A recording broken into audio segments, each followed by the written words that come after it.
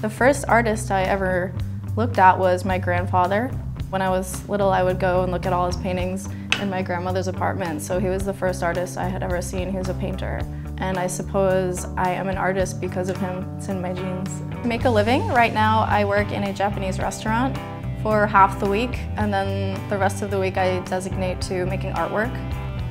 What motivates me to continue being an artist is just the whole creative process. Being able to make art is kind of my time to be in my own space and say what I want to say.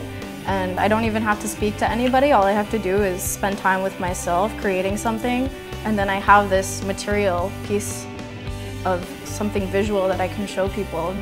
Before I went to college, I was drawing and painting very traditionally, doing portraits, doing oil paintings, very photorealistic work. And then while I was a sophomore at SVA, I realized that my whole life I had been collecting cutouts of magazines, and so I decided to start making collages. My direction always changes, but it seems like for the past 5 years I've been focusing on creating sort of utopia landscapes, fantasy worlds that I create. And the first collage that I made, it was based on just red. It's like a big collage of cut out red pieces. I call it Scarlet Fever, and this piece has been stuck with me ever since I made it. I hang it up in all of my living spaces, and it kind of represents me stepping out of the box, my first step into becoming what I am now. I've been working on collages for quite some time now, and obviously I've always also been a painter, so now I'm trying to put those two together in sort of more large-scale work, focusing on a sort of comparison between man-made patterns and naturally occurring patterns in nature.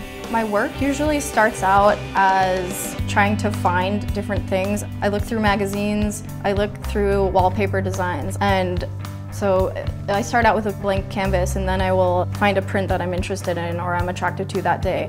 I'll start drawing this print, and then as I go on, I'll look through all of my collection of cut-up newspapers and wallpapers and start putting them together to create this piece that I see in my head.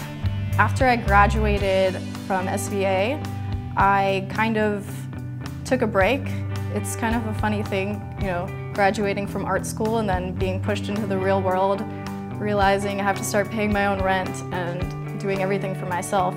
So it kind of stifled my creative process for a while, I think. So it took me about a year or two after graduating to really be able to pursue my artistic career again, and now I'm ready to just put everything into it. I'm on my feet, I have a place to live, I have a place to work, and I'm ready to just start making my career happen.